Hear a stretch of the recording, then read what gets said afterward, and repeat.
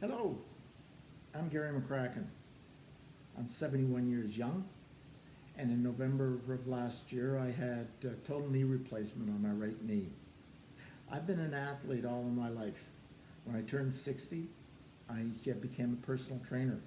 Took the course here at Okanagan College and then opened up my own business, Second Wind Fitness, helping older adults achieve outstanding fitness into retirement and beyond. In 1969, I tore my right medial meniscus playing college football. And in May the following year, I had surgery to remove the meniscus. Now, as was the practice at the time, the surgeon went in, removed the entire meniscus, leaving the knee without its cushion, bone on bone. I returned to playing football and other sports at RMC and eventually pursued an active military career. After I left the Army, I continued my athletic activities, including skiing, cycling, running, and triathlon. Osteoarthritis began to develop in my knee, and eventually the pain and suffering demanded action, another operation. My 8th orthopedic procedure, so at this point I was somewhat prepared for what was required for quick and effective recovery.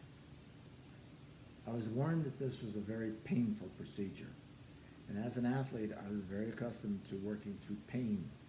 I had learned a long time ago to train smart rather than train hard. That's not to say that I train easy. I've learned to read my body's signals and understand the difference between what I call good pain and bad pain. Push through the good pain, but dial it back for the bad pain.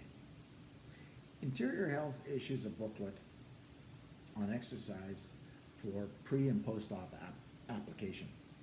However, I found that these exercises weren't adequate for my training level, so I developed my own program. This included heavy emphasis on leg and core thrust strength. My go-to exercises were primarily body weight, and they included wall sits, squats, lunges, and mini band monster walks. Now, along with the training program, I rode my bike a lot, several thousand kilometers.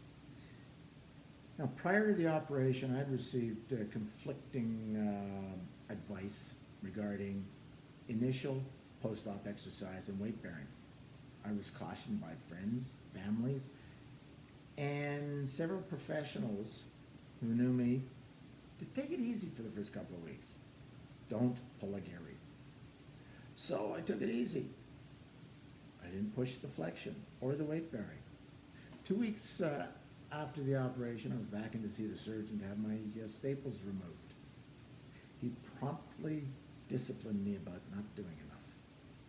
That changed. For rehab exercises, I listened to my physiotherapist and researched various programs to determine what the best approach for me would be in rehab. Needless to say, I wanted and needed more than what was recommended. After a couple of weeks, my physiotherapist said that at that point in my recovery, there was little chance of injury by pushing the limits, a little at a time. That was my go-ahead to push at my level. I took the exercises and incorporated them into my daily activity, rather than into formal training sessions. I would lunge down the hallways and walk up and down stairs repeatedly. If I was standing still, I'd do squats. And if I was sitting, I would flex and extend my knee. The other component of my rehab process was my bicycle. I was back on my bike and trainer the day after getting home from the hospital. It started with a couple of minutes at a time, with only about 20 degrees of arc of rotation at the bottom. This progressed, and by mid-January, I was able to get enough rotation to go on some longer rides. And as of the 1st of March, I've ridden over 1,000 kilometers with over 12,000 meters of climbing post-op. I believe in RICE: rest, ice, compression, and elevation. I purchased a cryotherapy device that I used frequently and successfully in the first several weeks to relieve pain and to minimize swelling. Now, this is an essential tool as far as I'm concerned for recovery and rehab. I also found that after a month or so, heat was beneficial, especially the hot tub in the backyard. Now, before my operation, I spoke with a fellow who had had a rather negative outcome from his surgery. I asked about working with his physiotherapist and what type of exercises were prescribed. Now, apparently, after a few weeks, he wasn't too happy with his physiotherapist, so stopped going. And without supervision, gradually became inactive. You can imagine where that took him. As both a personal trainer and as a patient, I've been asked by several people how to prepare. From both perspectives, my response is relatively simple. Effective training is essential to improve the outcome and to prepare for rehab. Start with building up leg and core strength. Exercises that gradually increase intensity and duration are important.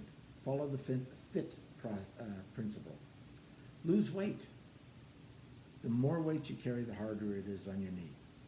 And improve flexibility. Hip flexors need special attention.